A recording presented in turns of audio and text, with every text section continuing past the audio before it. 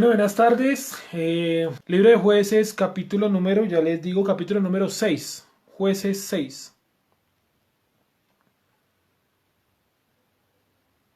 Jueces, capítulo 6.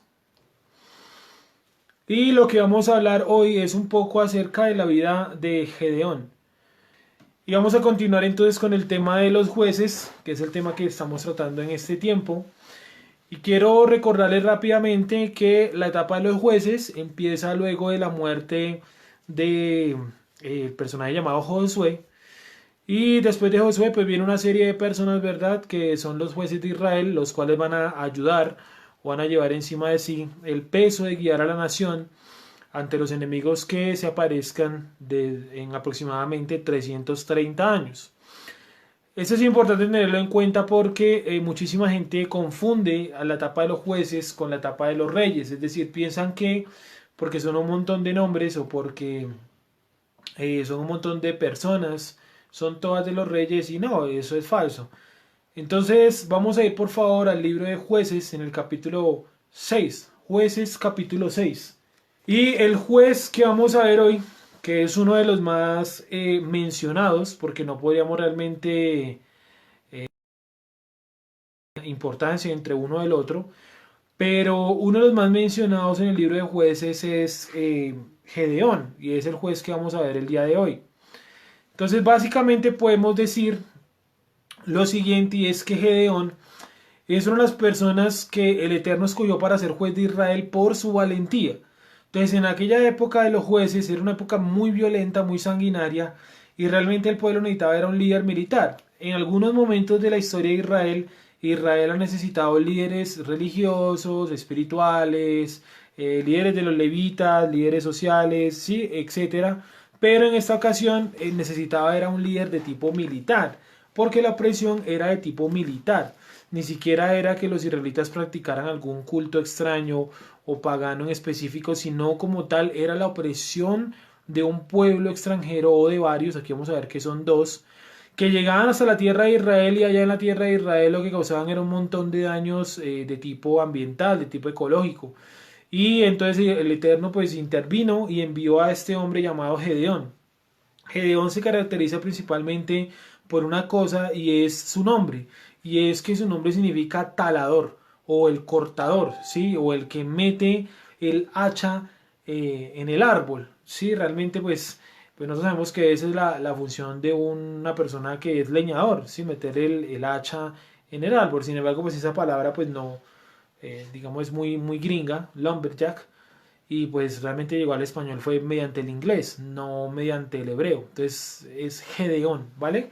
Vamos a iniciar entonces para que ustedes escriban ahí en sus cuadernos, ¿cierto? En sus apuntes, que el nombre Gedeón viene de la raíz Gidón, Gidón, y Gidón, la palabra Gidón, Guidon, Gidón, que es el hebreo 1439, significa talador, talador, ¿listo? Talador.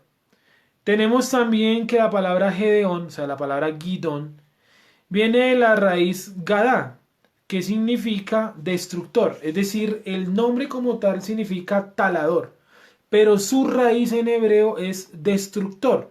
Sí, porque el destructor va a ser uno de los papeles o una de las acciones que va a realizar precisamente Gedeón, pues digámoslo, con la guerra que él va a desarrollar contra Gedeón, contra Madián y contra los moabitas, ya lo vamos a ver.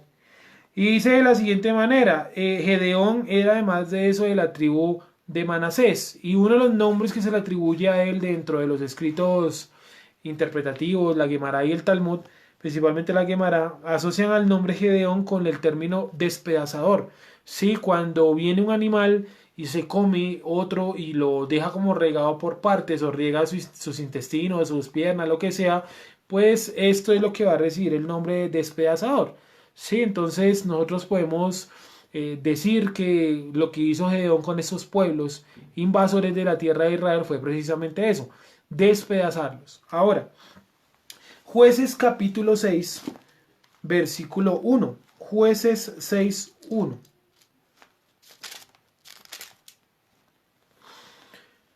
Jueces 6:1. Y dice así: los hijos de Israel hicieron lo malo ante los ojos del Eterno, y el Eterno los entregó en mano de Madián por 7 años. Los madianitas, siendo descendientes de Abraham, ¿cierto? O sea, que son familiares, digámoslo, de la tribu, de la familia hebrea, son familiares, son primos lejanos.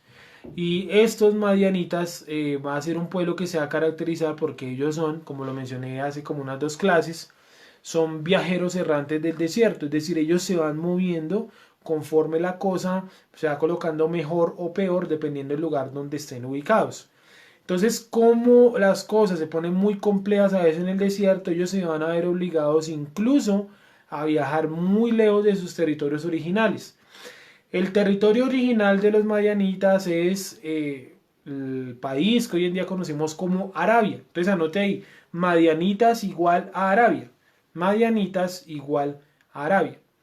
Los madianitas habitaron Arabia, pero cuando la cosa se colocaba muy complicada en Arabia, por sequías o por hambrunas, emigraban hasta otros lugares como por ejemplo la tierra de Israel, que está ubicada al norte de Arabia. Es decir, como si yo tuviera Arabia aquí, disculpen un segundito, como si yo tuviera Arabia en mi mano izquierda, ¿cierto? Y en la mano derecha tengo Israel. En Arabia es donde vivían los madianitas y ellos se movilizaban en Arabia. Pero cuando en Arabia se colocaba la cosa compleja, viajaban hasta la parte norte, que es la tierra de Israel. Desde tiempos antiguos, nuestros antepasados tuvieron que lidiar con los habitantes de Arabia. Hoy en día, pues también, ¿no? Incluso hay partidos políticos en Israel que tienen financiación de Arabia y hasta tienen diputados que practican el Islam y demás. Bueno, el Estado de Israel pues les ha dado participación para evitarse guerras allá en Medio Oriente. Entonces retomo rápidamente lo que he dicho hasta acá para los que van llegando a la transmisión hasta ahora o a los que van viendo la transmisión de manera ocasional. Gedeón significa despedazador o significa también destructor o talador. Si el papel de Gedeón va a ser librar al pueblo de Israel de los madianitas y de los moabitas, como lo vamos a ver ahora a continuación. Dice el versículo 6 de Jueces capítulo 2. Perdón, me equivoqué. Capítulo 6, versículo 2, lo dije al revés. Disculpen. 2. Y la mano de Madián prevaleció contra Israel. Y los hijos de Israel, por causa de los madianitas, se hicieron cuevas en los montes y cavernas y lugares fortificados. Pues sucedía que cuando Israel había sembrado, subían los madianitas y amalecitas, y los hijos del oriente contra ellos subían y los atacaban. Y acampando contra ellos destruían los frutos de la tierra, hasta llegar a Gaza, no dejaban que comer en Israel ni ovejas, ni bueyes, ni asnos. Entonces vuelvo y repito el versículo 4. Y acampando contra ellos destruían los frutos de la tierra, hasta llegar a Gaza, y no dejaban que comer en Israel ni ovejas, ni bueyes, ni asnos. Entonces el viaje que hacían estos sujetos desde Arabia pues era bastante largo. Caminaban prácticamente la mitad de Arabia hasta el mar Mediterráneo, que es donde está ubicado Gaza, Ascalón, ¿cierto? Las ciudades que fue lo último que yo mencioné, la clase que tuvimos hace 15 días, porque hace 8 días hablamos fue un poco de Hagigá de Pesach.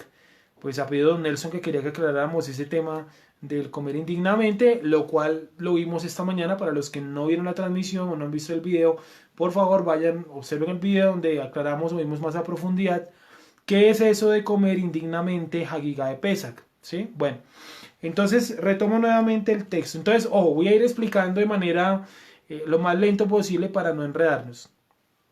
Tenemos por un lado a los israelitas, ¿cierto? Los cuales hicieron lo malo ante los ojos del Eterno, pero no especifica qué fue lo que ellos hicieron realmente. Lo más probable es que pudo haber sido un caso, como siempre, como casi siempre, un caso de idolatría.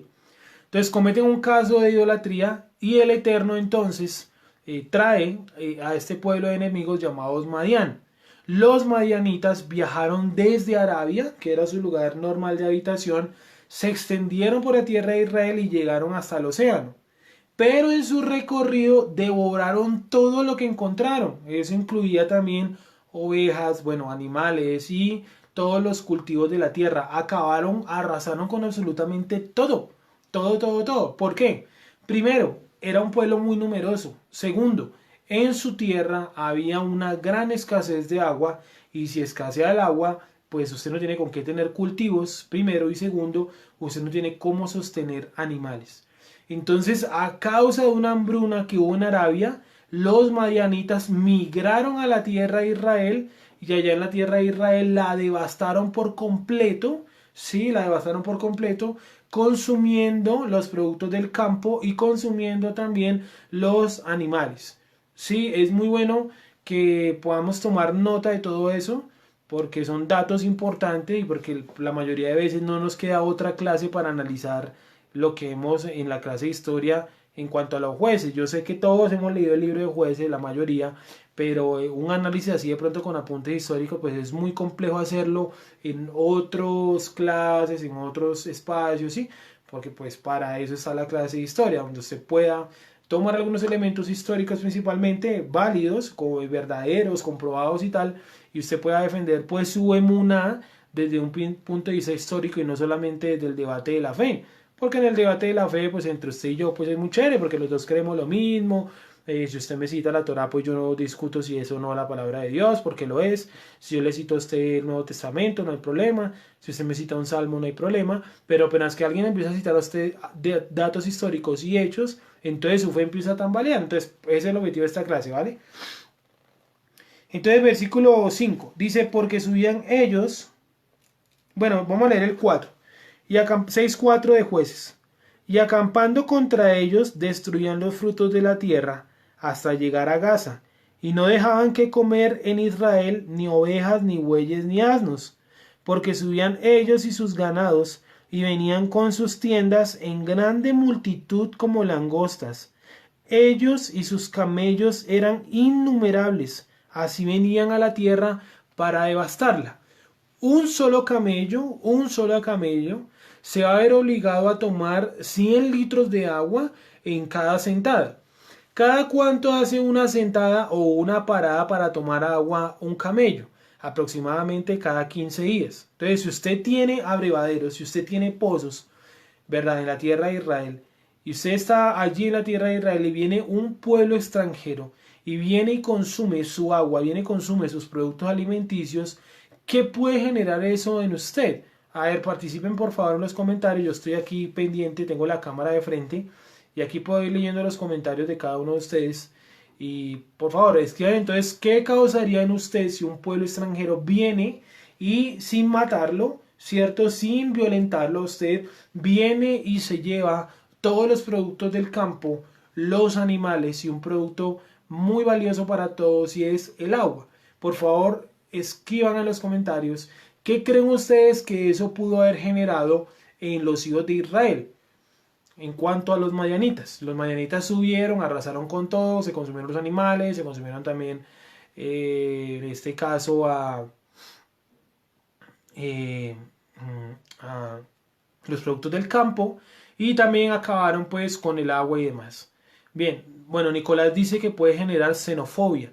Exactamente, esa es una de las cosas que puede generar la invasión de un pueblo extranjero. Y nosotros como colombianos, pues sí que hemos tenido esa experiencia en tiempos recientes, ¿no? Cuando sube de su país un pueblo extranjero, una nación, y esa nación que sube, pues viene, digámoslo de cierta manera, a consumir una cantidad de productos que si ya eran escasos, ahora van a ser muchos más escasos. Explico.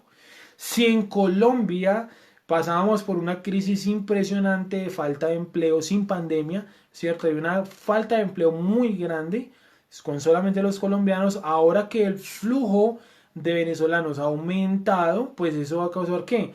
Que la falta de trabajo, de puestos de trabajo, pues sea aún mayor.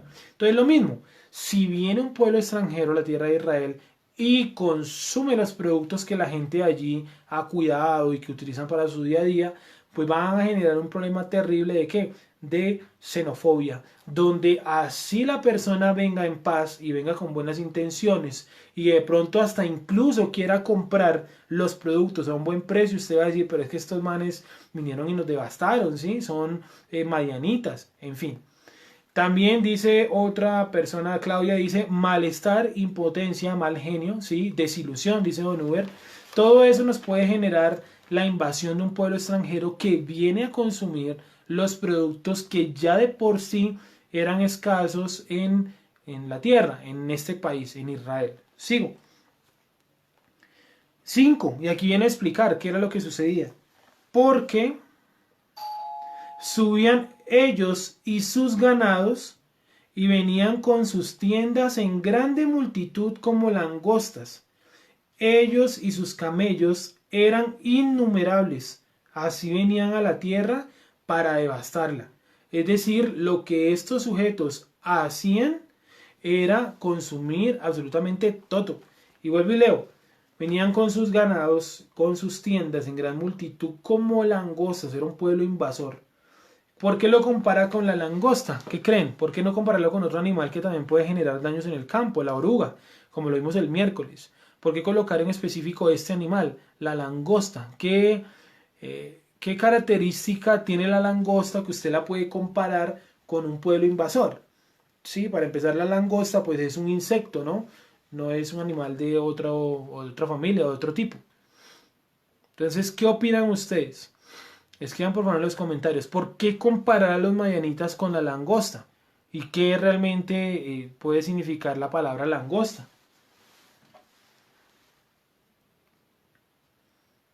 Bueno, dice Claudia que la langosta no deja nada a su paso. ¿Qué otra característica puede tener la langosta? Tiene una característica muy especial y es algo que los colombianos también nos vemos enfrentados aquí en Colombia.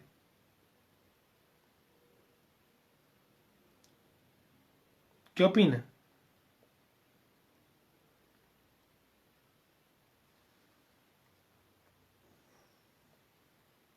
Aparte de que pues consumían todo a su paso, ¿cuál puede ser otra característica de la langosta?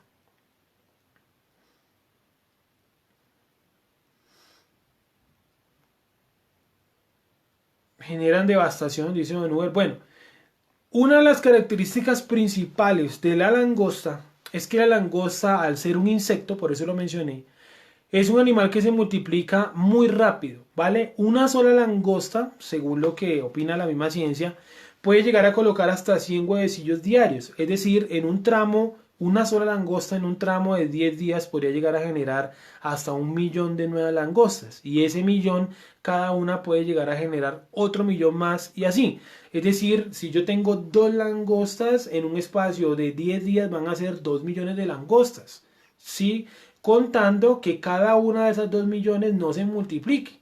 Si cada una de esas 2 millones tiene la misma cantidad de crías, en un espacio de 10 días yo voy a pasar de 2 langostas a cerca de 200 millones de langostas en un espacio de 10 días.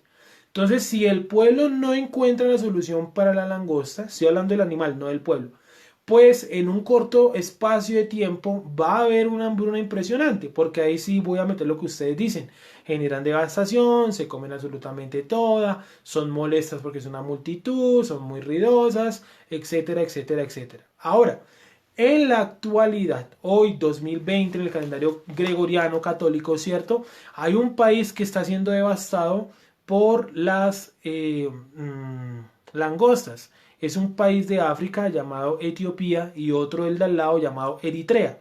Estos dos países, principalmente Etiopía, sufren una plaga impresionante hoy, en la actualidad, de langostas. Esa plaga que tienen ellos ha generado tal que han declarado hambruna nacional. O sea, ustedes escucharon que el presidente declaró aquí emergencia nacional, emergencia salubre o sanitaria a nivel nacional, catástrofe sanitaria a nivel nacional. Allá no, allá decretaron fue catástrofe de hambruna a nivel nacional, porque tienen una plaga interminable de langostas.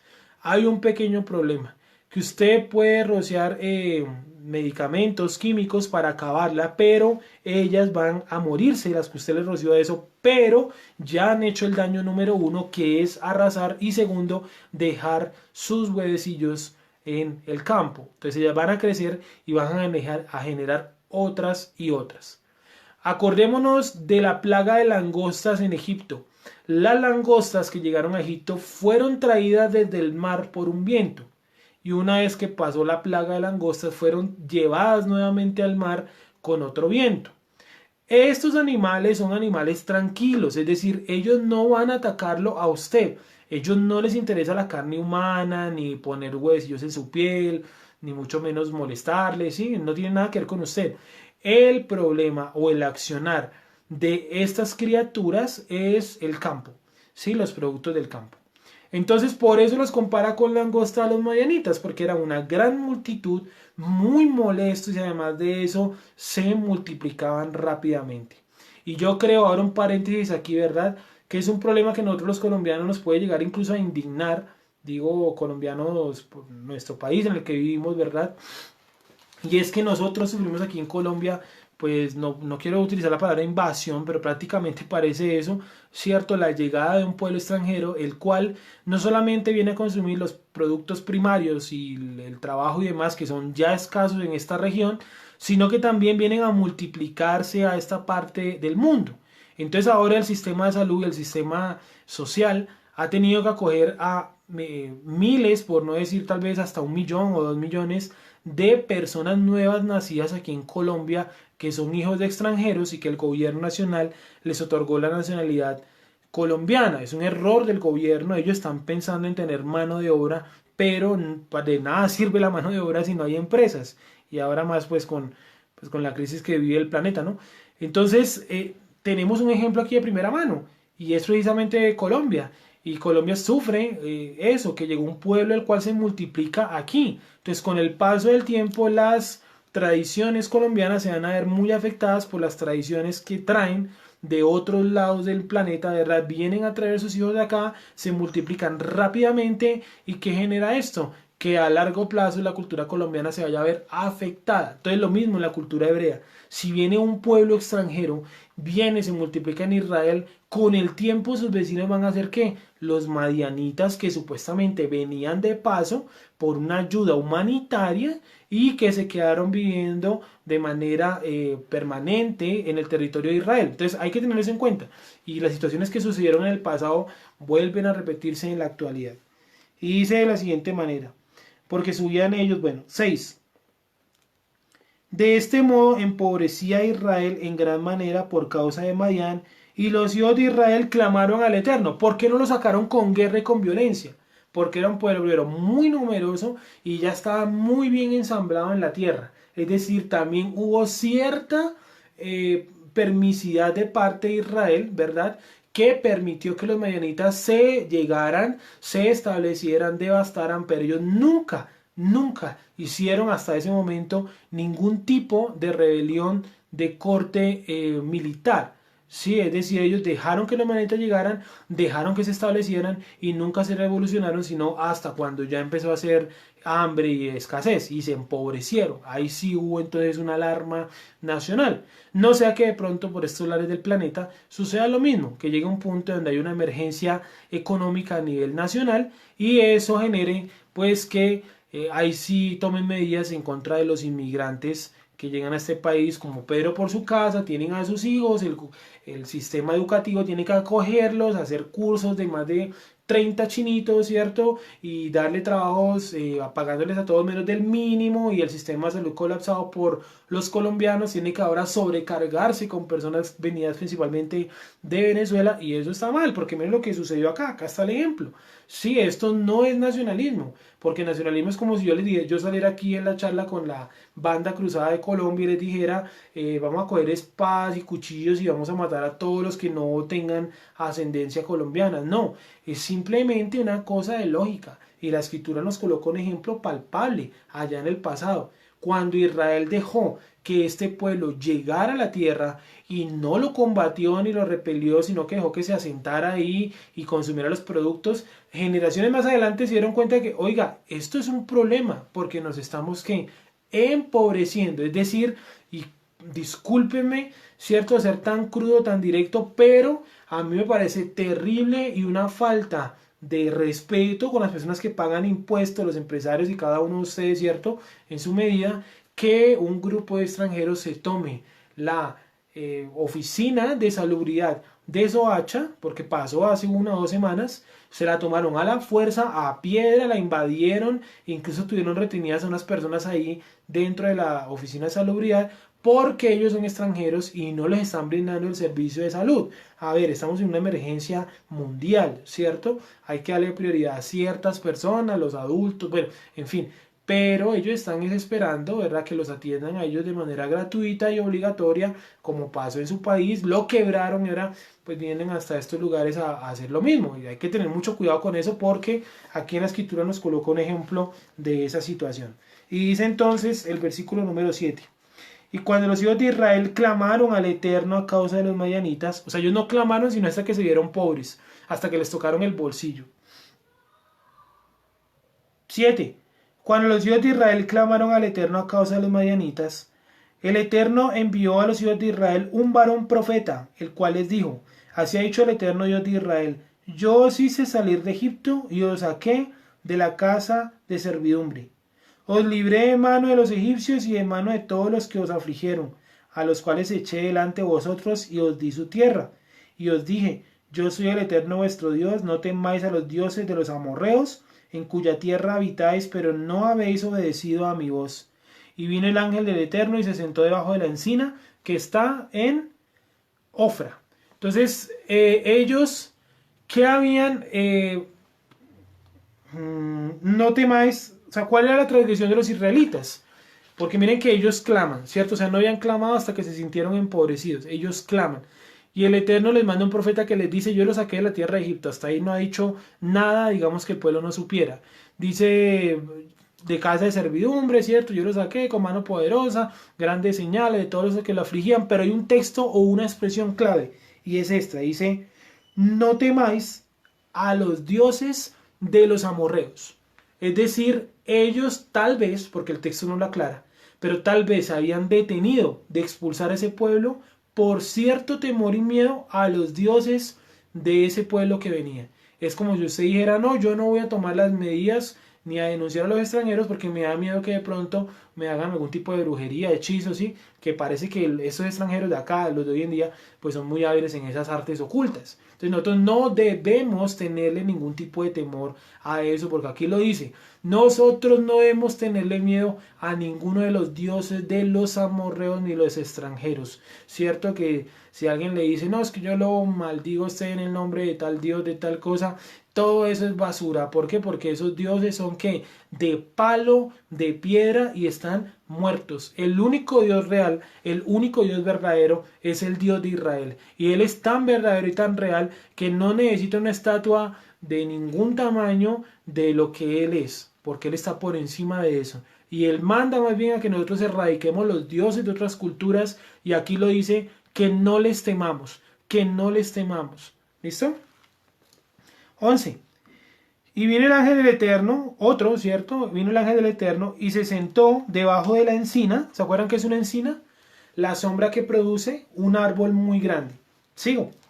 Se sentó debajo de la encina que está en Ofra, la cual era de Joás Abieserita, y su hijo Gedeón estaba sacudiendo el trigo en el lagar para esconderlo de los madianitas. Es decir, a ese punto llegó el pueblo de Israel, a cosechar y a esconder, porque llegaban los madianitas y se lo llevaban todo. Imagínense eso. Sí, yo, discúlpeme, pero me siento bastante molesto con la situación de los extranjeros aquí, y más con eso del coronavirus y tal, que por lo que alcanzo a ver desde la ventana de mi casa, desde la terraza, y es que veo que el toque de queda, la medida sanitaria, lo que sea, es para nosotros, para los colombianos. O sea, los venezolanos están por ahí libres en la calle, y para ellos no aplica, porque como ellos no son de este país, no obedecen al presidente. El presidente de ellos es Maduro. Entonces, no, es indignante, porque el día que se enfermen del coronavirus, que es algo real, ¿cierto? Es algo real y algo bastante delicado. Entonces, ¿a quién le van a pedir ayuda? Pues van a la oficina de Soacha, se la toman y piden ayuda. Entonces es indignante. Entonces lo mismo, hagan de cuenta la indignación que yo estoy sintiendo, la indignación que usted puede llegar a sentir por diferentes comportamientos o diferentes acciones de los extranjeros en este país. Haga de cuenta lo mismo que sentía Gedeón y su pueblo. Vamos a verlo y verá. Dice, Gedeón estaba sacudiendo el trigo en el lagar para esconderlo de los madianitas, ¿sí? Y el ángel del Eterno se le apareció y le dijo, el Eterno está contigo, varón esforzado y valiente. O sea, de entrada, está diciendo, tú eres un varón esforzado y valiente, porque no cualquiera sale al campo a cosechar. Créame, bajo una opresión de un pueblo extranjero, no cualquiera sale a cosechar. Y mucho menos tener la valentía de esconderlo, sabiendo que eso le puede hasta meritar que lo maten o hasta que lo destierren. Estamos hablando de madianitas, ¿vale? Madianitas. Entonces acordemos que el Eterno, cierto, colocó por oprobio y por vergüenza a todos los pueblos que nos rodean y que rodean a Israel. Ellos son oprobio y vergüenza delante del Eterno. ¿Por qué? Porque decidieron tener dioses de palo, dioses de madera y practicar idolatría y brujería. Mas nosotros, Dios de Israel, tenemos quien? Un Dios todopoderoso que lo controla de los cielos todo. Y él decía a quién mata y a quién deja. Punto. Nosotros tenemos esa confianza. Nosotros tenemos esa esperanza. Nosotros tenemos al verdadero Dios. No por nosotros, sino porque Él vino y nos visitó y nos sacó de la ignorancia. Y si no, pues también estaríamos adorando al palo, a la piedra, a la madera. Sí. Entonces respondió, bueno, mirándole, uy, esperen que me salte mucho, perdón, 12. Y el ángel se le apareció y le dijo, el Eterno está contigo, varón esforzado y valiente. 13. Y Gedeón le respondió, ah, Señor mío, si el Eterno está con nosotros, ¿por qué nos ha sobrevenido todo esto? Sí, cualquiera se puede preguntar eso en cualquier momento de su vida. Si Dios es todopoderoso, si Él está conmigo, si yo guardo chaval, si esto o aquello, ¿por qué me vienen cosas malas? Y aquí Gedeón lo dijo, si el Eterno está con nosotros, ¿por qué están los madianitas acá? ¿Por qué nos saquean? Con cierto tonito de fastidio, ¿no?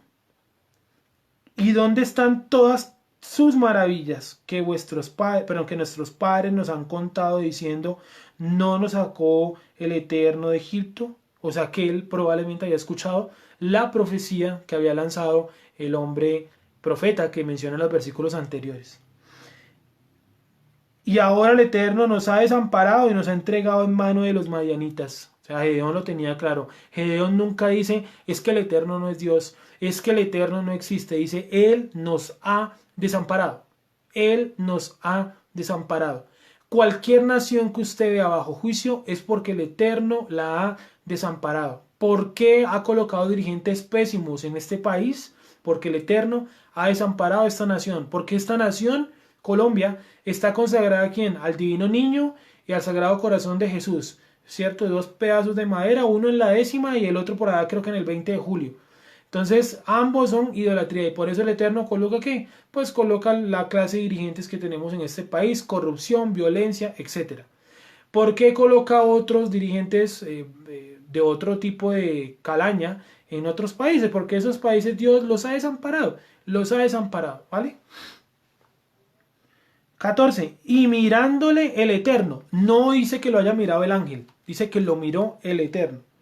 Le dijo, ve con esta tu fuerza. O sea, le dijo, muy bravo, muy berraquito, ¿cierto? Muy quejoncito, pues usted tiene lo que necesitamos para esta situación y es fuerza. Y miren lo que dice. Y mirándole el Eterno le dijo, ve con esta tu fuerza, tu fuerza. O sea, le está reconociendo que tiene un carácter. Ve con esta tu fuerza y salvarás a Israel de la mano de las madianitas. ¿No te envío yo? ¿Sí? 15. Entonces le respondió, ah, Señor mío, ¿con qué salvaré yo a Israel? O sea, inmediatamente, ahí sí como que hubo un bajonazo en su fuerza, en su energía. Sí, claro, cuando le dicen que es el ángel de Jehová, dice, pero ¿por qué nos ha venido todo esto, cierto? Y dice, no, tú vas a salvar al pueblo. Y dice, pero yo ¿cómo? Sí, obviamente todos nos quejamos de la situación X o Y que puede estar afrontando nuestra sociedad, pero ¿qué hacemos nosotros para solucionar, o tal vez no solucionar, sino para arreglar o para aportar algo a esa problemática? Sí, es muy fácil quejarnos, todos nos quejamos, yo también me quejo, obvio, pero ¿qué estamos haciendo nosotros de pronto para aportar a eso? El simple hecho de pronto que usted denuncie comportamientos como el que les cuento, ¿verdad? Que el toque de queda en mi barrio parece que es para los colombianos, o sea, si la cédula no dice colombiano, no esté en toque de queda, esté por la calle por ahí gritando y obviando. Aquí alcanza a escuchar a gente afuera riéndose y a gente afuera corriendo y eso, y son personas que en su cédula de seguro dice que no son colombianos. Entonces, tengamos mucho cuidado con eso y qué hay que hacer en ese caso, pues tomar las medidas que están a nuestra mano. Pero mire lo que dice acá. Entonces él respondió, Señor mío, ¿con qué salvaré yo a Israel? He aquí que mi familia es pobre en Manasés y yo el menor de la casa de mi padre. Aquí tuvo un poquito del, yo lo llamo el síndrome de Moisés, y es que veo que en casi todos los personajes de la escritura, salvo tal vez Abraham, siempre que el Eterno los llamó, colocaron un pero, excepto Abraham. Abraham le dice, deja tu tierra y tu parentela, y Abraham arrancó. Que su procedimiento de pronto no fue el más correcto, bueno, lo podemos discutir, pero que él no cuestionó la orden, no la cuestionó. Y cuando le dijeron, mira, cierto, los cielos, esa es tu descendencia, él simplemente dijo, pero yo cómo voy a tener hijos. Fue todo lo que preguntó. A cambio de estos sí están, por ejemplo, Moisés saca más de 9 excusas y dice, yo cómo, quién soy yo, quién me envió, si me preguntan quién eres tú, qué les diré, qué señal les llevaré, no me van a creer, el faraón nos va a oprimir. Sí, hasta que el Eterno se cansa y le dice, ¿sabes qué? Ve y busca a Aarón y preséntate delante de Faraón. Dejo de darle órdenes porque ya Moisés había cerrado a la banda. Y Gedeón aquí hace lo mismo, dice, pero yo cómo voy a salvar a Israel si yo soy pobre y además de eso mi familia es la más pequeña de Manasés. Perdón, yo soy el menor de la casa de mi padre, o sea, el menor en esa familia que era de la tribu de Manasés. O sea, que en el cuadrito que hicimos, a ver si de pronto después cuando tengamos el tablero a disposición, podemos colocar en el cuadrito ese que llevamos los nombres de los jueces y eso. Gedeón era de la tribu de Manasés. Y dice así, 16. El Eterno le dijo, perdón, ciertamente yo estaré contigo y derrotarás a los madianitas como a un solo hombre. Y él respondió, yo te ruego que si haya hallado gracia delante de ti, me des señal de que tú has hablado conmigo. De que tú has hablado conmigo. Muy parecido a lo de Moisés. Te ruego que no te vayas de aquí hasta que vuelva a ti. Saque mi ofrenda y la ponga delante de ti. Y él respondió, yo esperaré hasta que vuelvas. O sea, él lo está viendo, o sea, ese ángel del Eterno está personificado en una forma probablemente humana, porque tienen una conversación donde a Gedeón no se le extraña su forma. No como por ejemplo en el libro de Ezequiel, donde Ezequiel le extrañaba la forma de los seres que veía. Aquí es prácticamente como si estuvieran hablando de tú a tú y le pide que por favor no se vaya a ese lugar. O sea, él no está hablando con una presencia. Él está hablando directamente pues con una forma tangible. Sí, el ángel había tomado una forma tangible, para que me entiendan. 17. Y él respondió, no, ya lo leímos. 19. Y entrando Gedeón preparó un cabrito y panes sin levadura de una efa de harina, y puso la carne en un canastillo y el caldo en una olla, y sacando se lo presentó debajo de aquella encina. Entonces el ángel del Eterno le dijo, toma la carne y los panes sin levadura y ponlo sobre esta peña, y vierte el caldo sobre él, y vierte el caldo. Y él lo hizo así. Entonces el ángel de Dios le dijo, toma la carne, 21, perdón. Y extendiendo el ángel del Eterno el báculo que tenía en su mano, tocó con la punta la carne y los panes sin levadura, y subió fuego de la peña, el cual consumió la carne y los panes sin levadura, y el ángel del Eterno desapareció de su vista. Es decir, hizo una obra milagrosa. Ahí no dice que él haya sacrificado eso al ángel. Él vino, trajo la carne ya preparada. El ángel dijo, vamos a colocarla encima de esta piedra. Colocaron la carne y los panes encima de esa piedra. El ángel, con el báculo que tenía en la mano, lo tocó. Inmediatamente la piedra soltó fuego y el fuego consumió todo. Inmediatamente cuando se consume todo, pues el ángel desaparece de la vista de Gedeón. Y pasa lo siguiente. 22. Viendo entonces Gedeón que era el ángel del Eterno, dijo, Señor el Eterno, que he visto al ángel del Eterno cara a cara. Ahí no dice que ha visto a Jehová cara a cara como Moshe. Dice al ángel del Eterno cara a cara. ¿Por qué él interpretó que era el ángel del Eterno? Supongo yo que la señal que este ángel le da la certeza que el que está delante de él no es un ángel cualquiera, no es un tipo cualquiera, es un tipo de renombre o de importancia, de cargo. 23. Pero el Eterno le dijo, pasa a ti, no tengas temor, no morirás. Y edificó allí Gedeón altar al Eterno, y lo llamó el Eterno Salom, el cual permanece hasta hoy en Ofra de los Abiezeritas. Es decir, Yuhel-Bahei Shalom, Yuhel-Bahei paz, porque el Eterno le dijo, haya paz en ti que no morirás, porque has visto al ángel del Eterno, mas no al Eterno. Es decir, el Eterno, ¿cierto? Es un ser que no se puede, no, pero no es que no se pueda, pero no se va a manifestar de manera física en un cuerpo de manera corpórea aquí en la tierra. Él coloca a sus enviados. En este caso colocó al ángel del Eterno, ¿cierto? Que ya sabemos que lo relacionamos siempre con Yeshua. Y él en esa forma física sucedió todo esto, pero el ángel del Eterno no es el Eterno. Así como en Egipto él mandó al ángel de la muerte, ese ángel de la muerte está enviado, encargado por el Eterno con esa misión de matar. Pero ¿quién es el que tiene el control sobre ese ángel y sobre la muerte? Pues el Eterno. Sí, es un intermediario nomás que él coloca porque el Eterno no se va a manifestar en esta atmósfera, en este mundo real, en esta realidad, no se va a manifestar de manera corpórea. Entonces cuando dicen ese se me apareció Dios en un sueño, ese no es Dios. Es probablemente, si le habló y le dieron un mensaje correcto, es un intermediario que él coloca para que usted pueda captar el mensaje. Y si no, pues usted estaría prácticamente al nivel de Moshe, prácticamente al nivel de Yeshua, donde pudieron ver o entender, ¿cierto?, quién era el Eterno, y nosotros estamos pues kilómetros luz de eso. Sigo. 25.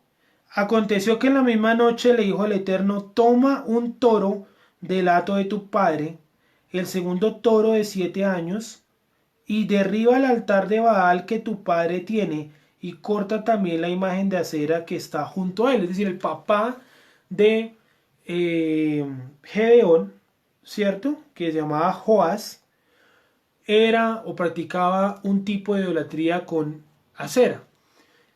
Dice la imagen de acera que está junto a ella. Dijimos que hay una cosa que es la imagen de acera y otro es no recuerdo, la figura de acera. Hay una que es la imagen y la otra es la figura, ¿cierto? Que una es el árbol y otra es directamente la estatua. Esta era una estatua. Y edifica altar al Eterno tu Dios en la cumbre de este peñasco, en lugar conveniente. Y tomando el segundo toro, sacrifícalo en holocausto con la madera de la imagen de acera que habrás cortado. Sí, era una imagen tallada en madera. Por ahí están las imágenes, a ver si cuando nos volvamos a ver colocamos las imágenes de las aceras, aunque por ahí yo pasé una hace poquito de unas imágenes de unos dioses. Era algo muy rudimentario, pero la gente adoraba eso. O sea, no pensemos que no las elaboraciones de hoy en día. Sí, la Virgen María supremamente bien pintada y los rastros faciales bien definidos, sí, porque eso está hecho con una máquina. Pero usted ponga a hacer eso con la mano, pues tendría que usted ser un genio para tallar un montón de figuras a la perfección, prácticamente al nivel de Miguel Ángel o Da Vinci, sí, y en este momento pues no hay esa capacidad humana de hacerlo. Entonces colocan una máquina para la producción en masa y la máquina define los rasgos faciales de esas estatuas y la gente adora eso. Sí, el libro de sabiduría en las versiones católicas, un libro deuterocanónico, menciona que cada estatua es inspiración del artista. Si el artista lo quiere hacer narizón, lo hace narizón. Y si lo quiere hacer de 2,5 metros, lo hace de 2,5 metros. Es inspiración del artista. Entonces aquí era algo muy rudimentario lo que ellos tallaban en madera. Sí, no digo que todas hayan sido feas y mal definidas en la cara, no. Pero la mayoría de ellas pues eran bastante rudimentarias como lo estoy mencionando. Sigo. Bueno, no sé si hasta aquí tengan alguna pregunta o aporte, mientras que yo voy terminando. Si ya estamos a punto o cerca de terminar, el tiempo pasa pues volando. Dice el 27. Vayan colocando los comentarios ahí, yo estoy muy pendiente de leerlos. Entonces Gedeón tomó 10 hombres de sus siervos e hizo como el Eterno le dijo, mas temiendo hacerlo de día por la familia de su padre y por los hombres de la ciudad, lo hizo de noche. O sea que no solamente era Gedeón o la familia de los que están en idolatría, sino pues toda aquella ciudad, y eran todos manasesitas. Entonces pues veamos cómo la idolatría ya se había metido entre los hijos de Israel. Por la mañana cuando los de la ciudad se levantaron, he aquí que al altar de Baal estaba derribado y cortada la imagen de acera que estaba junto a él, y el segundo toro había sido ofrecido en holocausto sobre el altar edificado. ¿Por qué el segundo toro? Bueno, yo lo busqué y no hay mucha información, pero casi todos coinciden que era algún tipo de culto que rendían los madianitas y que los israelitas habían aprendido porque el contexto es Madián. y que seguro el segundo toro tenía algún tipo de valor destacado para los madianitas, que nadie realmente se atreve a decir cuál haya sido, porque eso no se sabe. Desafortunadamente los madianitas fueron un pueblo mudo, o sea, no dejaron mayor registro escrito, y eso dificulta muchísimo su análisis. Hay que leer estas crónicas de la Biblia, o cosas griegas, o romanas, o egipcias, pero los madianitas como que no se dedicaron mucho a la escritura, y lamentablemente eso generó que muchos de sus pensamientos o cultura o tradición pues se terminara perdiendo. Sigo. 29. Y se dijeron unos a otros, ¿quién ha hecho esto? Y buscando e inquiriendo les dijeron, Gedeón, hijo de Boaz, lo ha hecho. ¿Quién creen ustedes que lo delató a él? ¿Quién creen ustedes que fue el que dijo, no, eso fue Gedeón? Alguno de los 10 hombres que él tomó, porque Dios dio la orden, usted lo va a hacer. Y Gedeón por miedo se armó de 10 tipos. De seguro alguno de los 10 tipos fue y lo sopló. 31. Ah, no, 30. Saca, no, pero disculpe, 29. Y buscando y inquiriendo les dijeron, Gedeón, hijo de Joás, lo ha hecho. Entonces los hombres de la ciudad dijeron a Joás, saca a tu hijo para que muera, porque ha derribado el altar de Baal y ha cortado la imagen de acera que estaba junto a él. Imagínense, la vida a causa de 2 altares idolátricos. ¿En qué nivel estaba nuestro pueblo? 31. Y Joás respondió a todos los que estaban junto a él, ¿contendéis vosotros por Baal? ¿Defendéis su causa? Cualquiera que contienda por él, que muera esta mañana. Si es un dios, contienda por sí mismo, con el que derribó su altar. O sea, él está diciendo básicamente, ustedes salen a defender ese pedazo de madera. Si ese pedazo de madera es Dios, pues que él mismo se defienda. Si es Dios, ¿por qué no evitó que yo lo cortara o que yo lo despedazara? Pues sencillamente porque no es Dios. ¿Sí? Entonces el Eterno, él sí, con el Eterno es diferente. No es que el pueblo pelee para defender al Eterno, es que el Eterno pelea por nosotros. ¿Sí? Acordémonos otro pasaje donde el Eterno le dice a un rey, por ahí en Crónicas de un rey, le dice, sal a la guerra y tú ganarás. Y el rey, por temor y eso, no salió. Entonces dice que esa noche Dios se le manifestó al rey y dijo, tranquilo, yo lo haré por mi cuenta. Y vino el ángel del Eterno y mató a 185,000 soldados del bando enemigo. Sí, un solo ángel, un solo ángel. Un solo ángel vino y peleó, no por Israel, sino porque por el pacto que Dios había hecho con Abraham. Y así es como se comporta Dios con nosotros. Él pelea nuestras batallas, no en el sentido romántico de mis caprichos y eso, no, sino en el sentido de las batallas del pueblo de Israel. Él es el que coloca la cara en ese momento. ¿Por qué el Estado de Israel pudo vencer a un montón de países en la guerra de los 6 días, en la guerra de Yom Kippur, en la guerra de independencia, en las diferentes guerras que ha enfrentado? Porque el que pelea no es el Estado de Israel, es el Eterno que defiende a los habitantes de aquella tierra que practican su santa Torah. Creo que todos hemos visto videos donde viene el misil de los palestinos, ¿cierto? Y ya viene casi haciendo la parábola. Si una vez que el misil haga la parábola, prácticamente ya no hay nada que lo detenga porque su fuerza de caída es muy difícil de interceptar. Entonces, usted lo intercepta es cuando el misil va de subida. Entonces, ya el misil está por darle la vuelta, ¿cierto?, a la parábola, y cuando va dándole por vuelta, un viento desvía el misil y caen por ahí en el mar. Así hay un montón de relatos en el libro de Shalom Arush, que yo creo que la mayoría lo debe tener. No lo veo por aquí a la mano. Bueno, que se llama El Jardín de la Fe, o la mayoría lo conoce, pues saben muy bien que hay muchos relatos de ese tipo, hay algunos, pero no muchos, algunos relatos de ese tipo, que estaban en algún campamento militar y ya vieron que el misil había hecho prácticamente la vuelta a la parábola para caer, y un viento extraño se llevaba el misil hasta otro lugar. Sí, nosotros, y yo personalmente creo mucho en eso, porque yo sé que el Eterno defiende a su pueblo, no importa en el lugar en el que esté. Porque el judaísmo, hablando de la casa de Judá, no se acabó en la Segunda Guerra Mundial si Hitler tenía todo el armamento y toda la maquinaria para hacerlo, porque hubieron personas dentro de las naciones, probablemente parte del pueblo de Israel también, que cuidaron y salvaguardaron niños, adultos, mujeres y demás, y los hicieron pasar por otras nacionalidades para que no los mataran. Entonces el que pelea ese tipo de batallas no es el pueblo de Israel, entendamos eso. El pueblo de Israel no es el que pelea las batallas. Si ustedes van y miran el mapa, la nación de Israel es prácticamente un punto en comparación a los demás países musulmanes de al lado. ¿Por qué no se atreven a meterse con ella? Porque en guerras anteriores el Estado de Israel prácticamente los ha sacado a pasear, ¿cierto? Les ha dado agua, les ha dado bala, los ha matado y los ha devuelto para la casa regañados y golpeados. Entonces por eso no se meten con el pueblo, con el Estado de Israel, ¿cierto? Donde habita la casa de Judá y muchos hermanos de la casa de Israel. Entonces estas batallas no las pelea el Eterno, ya que ese pedazo de madera es Dios, pues que Él se defienda, ¿sí o no? Al fin y al cabo es Dios. Si no se defendió, pues entonces no es Dios. Y miren lo que le dice la gente.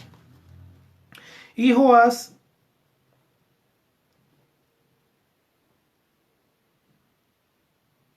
bueno, perdón, disculpen, en el 31 el que responde no es Gedeón, es Joás. Sí, el que dice, contenderéis vosotros por Baal, defenderéis su casa. 32. Aquel día Gedeón fue llamado Jerobaal, esto es, contienda Baal contra él, por cuanto derribó su altar. O sea, prácticamente lo maldijeron, le colocaron un título. Ah, que Baal se entienda con usted. Sí, me imagino que a Gedeón no se le despeinó absolutamente ni un cabello. Sí, un pedazo de madera, repito, que puede hacer contra, contra el Dios Todopoderoso. Nada, nada, absolutamente nada. Es basura. ¿Sí? Sigamos. 34. 33. Pero todos los madianitas y amalecitas y los del oriente se juntaron a una y pasando acamparon en el valle de Jezreel. ¿Cierto? Valle de Jezreel. Entonces el Espíritu del Eterno vino sobre Gedeón y cuando éste tocó el cuerno, los abisieritas se reunieron con él y envió mensajeros por todo Manasés y ellos también se juntaron con él. Asimismo envió mensajeros a Aser, a Zabulón y a Neftalí, los cuales salieron a encontrarles. Y ahí vemos algo muy interesante y es como el pueblo ahora sí está dispuesto a pelear porque ya tumbaron. Yo imagino que si usted cree en Baal, ¿no? A ciegas, y usted ve que una persona cogió el altar, lo destrozó, lo volvió pedacitos de madera y lo quemó y no hizo nada de ese Dios, yo diría, entonces aquí nos están vendiendo humo literalmente. ¿Por qué nos están vendiendo humo? Nos están vendiendo humo porque cogieron el Dios y lo despedazaron y no le pasó nada al tipo, le cambiaron el nombre, Jerobaal, y no pasó absolutamente nada. Yo también, si hubiera creído en Baal, yo también me hubiera cuestionado. No digo que hubiera jodido la idolatría porque habría que estar en ese contexto, pero yo también me hubiera cuestionado y hubiera dicho, pero ¿cómo así? Queman a nuestro Eterno, ¿cierto? A nuestro Dios, estoy hablando como si fuera Mayanita, y no pasó absolutamente nada. Sí, es como si Hitler hubiera ganado la Segunda Guerra Mundial. Pues yo creo que muchos judíos dirían, pues Dios nos abandonó. Pero resulta que el Eterno utilizó a una sola persona para matar a Hitler, al propio Hitler. No necesitó más. Sí, en su locura, en su desfachatez, lo llevó a su propio suicidio. Y eso tenemos que entenderlo, que eso lo causó el Eterno, porque una persona que había matado a muchísima gente de nuestro pueblo, y todos los generales nazis, y todas las personas que participaron en eso, y todos los que comparten las ideas del nazismo y del socialismo, porque los nazis son Partido Nacional Socialista, ¿cierto? Se van a ver abocados a la venganza del Eterno. ¿Por qué? Porque el Eterno no perdona ninguna ofensa contra su pueblo. Al que te maldiga, maldeciré, y al que te bendiga, bendeciré.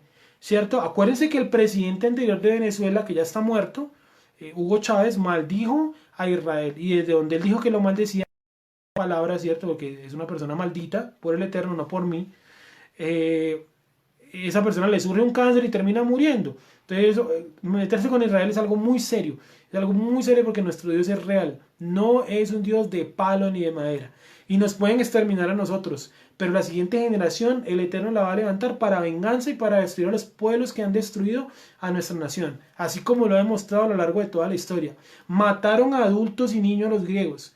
¿Qué hizo el Eterno? Levantó a los macabeos para que hicieran lo mismo y vengara la muerte de los inocentes.